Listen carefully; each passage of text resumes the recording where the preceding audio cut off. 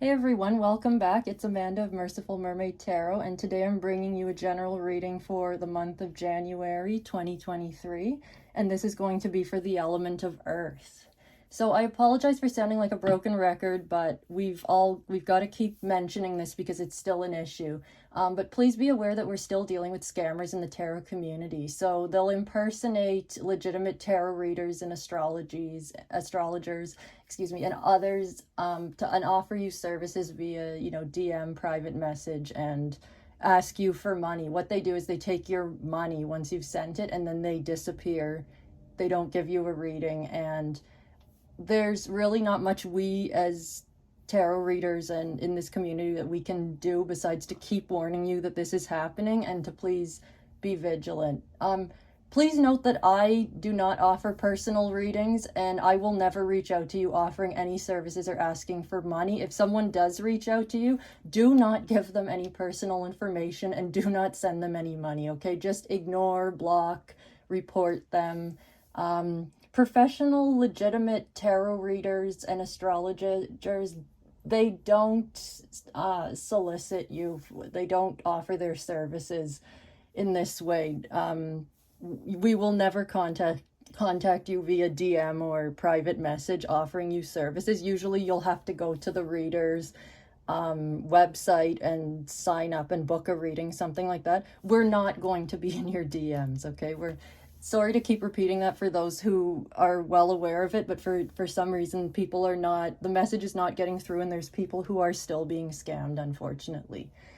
Okay, so I'm focusing on elements for these readings because I would like all 4 monthly readings to be valuable and interesting to anybody that watches them. So that's why that is my particular focus for collective readings. Decided this because we all have the 12 signs of the zodiac in our chart and are influenced by all of the elements in some way.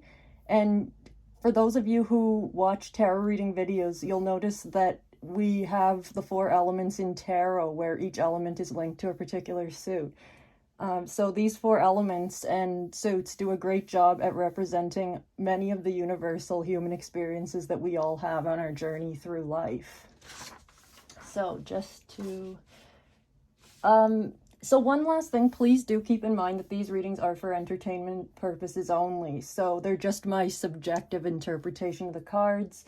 I never offer advice, just perspectives and ideas for you to explore and think about. So without any more delay, we're going to start with the general messages that came through and then elaborate with some tarot cards here. And today we're going to be using the Wild Unknown Tarot for that.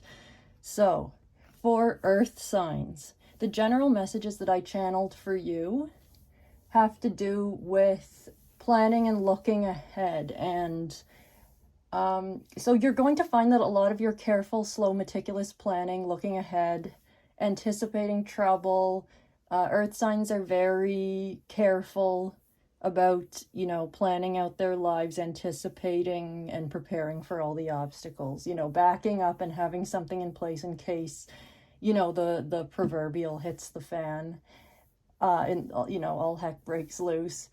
All that planning is paying off in these uncertain times. So a lot of people will be coming to you to ask what to do. They're going to be looking for you to give them some advice or guidance if they're having a hard time or they're anticipating having a hard time.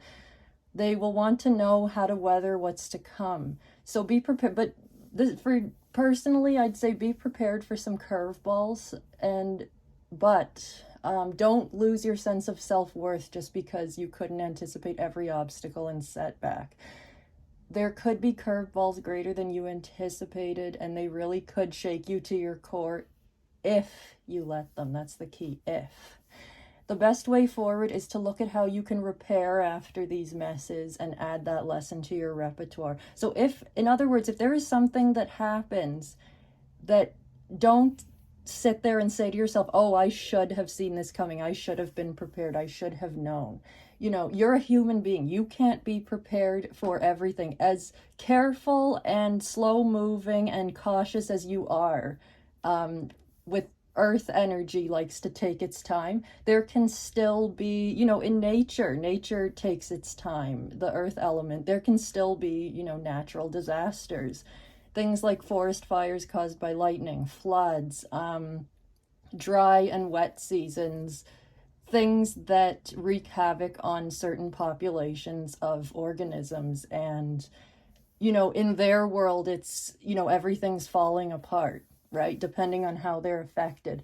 But we as humans need to realize as well that we cannot anticipate every obstacle. And I feel that there's some energy here for people with particularly earth heavy charts or particular earth placements, or maybe some earth energy going on in some major placements, is to, whatever hardship comes your way and however you deal with it, because that is going to be a lesson for you, take pride in adding that lesson to your repertoire of, things that insights you have and experiences you have that you can take forward. So take pride in having even more savvy around these things, because most of the time, we survive it. We look back and say, oh, next time I would do this, and this to handle that better. Well, now you know. Remind yourself that things could have been worse if you didn't plan carefully and keep the other areas of your life in order. So give yourself some credit for the things that you have a good handle on, where you've done well. Know that nobody can control or anticipate everything all the time, and do not be so hard on yourself. And I think for people with Virgo placements, this can be incredibly difficult. I would say for Capricorn as well, to an extent, they're very driven towards success. And for Taurus, this can be very, very unsettling. They like their comforts of home and to have sort of the rug ripped out from under you. You get the idea. So the takeaway here is, this stuff happens to all of us. Take the lesson with you and be proud of yourself for surviving and getting through it, and for figuring out how to get through it. Okay, so the next part of this reading, what I like to do is use the tarot to get a couple more messages here, or to elaborate on what we just covered there. So I'm going to be using the Wild Unknown Tarot here, and I'm just going to shuffle, and I like to do these readings on the spot just so you can see how that works. So we have the Judgment card there, and we have, let's see, we'll take the Two of Pentacles, and I'll see what the bottom card is, the Devil card. Okay, so based on these three, well, I'm going to put them in the order they came out, actually. So I'm just going to shift these around here. So we have two major arcana here, the Judgment and the Devil. And we've got the Two of Pentacles, too. So this is interesting that for an earth sign reading, we've got the balancing here of... I'm going to just turn that because I'm not sure how. Okay. You can see that. I'm just going to bring that forward a bit. Sometimes if I adjust my camera, things get a little weird. I don't know if it'll stop recording, so I'll just bring this to the front more for you. So with the Judgment card, we have, this is sort of a, looking to your higher self, and judgment in the sense of, some people see this as divine judgment, or it's really getting in touch with the essence of who we really are. So when we take away all the sort of worldly things, who are we? And I think this Judgment card makes a lot of sense for that aspect we tapped into, of how some of us can be very hard on ourselves when we have these, careful, meticulous sort of earth energies, where I think there's some perfectionism coming into it. There's self-criticism. There's, if you've done 99 things right and one thing wrong, maybe that stands out to you. I mean, I know people who have Virgo placements who are like that. The judgment they place on themselves is so harsh compared to the way other people see them. And it's, their friends and family, people who care about them, would say, you're doing just fine. You really are. doing amazing. And just because this one thing threw you off, or you didn't have, your plan wasn't enough to deal with what came your way, that doesn't mean that you beat yourself up, that you're this flawed, it sends some people into a tailspin, into this sort of existential crisis almost, where they wonder why couldn't I control that, or why couldn't I deal with that? But well, you're in the material world, like there's real obstacles and barriers that can stop us. And with this Two of Pentacles here, you have the balancing of this is just almost sort of like the ongoing relationship, the infinity symbol here, the ongoing relationship that earth signs have with this, that earth energy strives for balance. Even in nature strives for balance, you might say. But that also requires things sometimes not working out. Maybe some kind of reset is needed in your life, or things that are not working need to fall away. So that balance is something we can strive for, sort of where we are putting our effort and our energy, and where we're investing our time and our personal energy, and our where we're working hard, and where we're sort of allowing certain things to just be, right? And with the Devil card here too, this is definitely that self-criticism that I talked about before. That definitely is an aspect of the ego that we can get trapped in, where it's the voice of you're not good enough, or you're the person who's supposed to always have it all together. What happened this time? And with the Devil card, what we're seeing here is, I'm getting that you can be attached to that ideal version of yourself, but that ideal self is really operating out of fear, and out of a sense of being flawed and not being enough, and needing more control. And those can also be said to be aspects of the devil energy. That idea that if we can just control circumstances and people and everything, that somehow we will be okay, that will make us, take us to a higher version of ourselves, when in fact that's the exact opposite is what it does. What we want to do is sort of just have the ability to discern between what we can control and what we cannot control, right?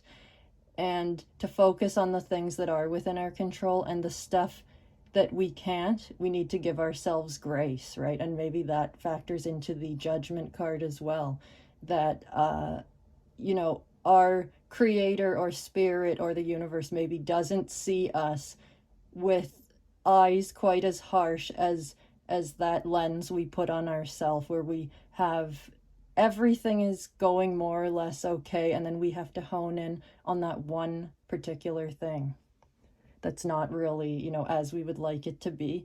And if that's what you're always doing, that's going to result in a lot of unhappiness, and a lot of continuing to pick yourself to bits, right? And I think the thing that's important to remember here is nobody is expecting you to have all the answers and have it all figured out.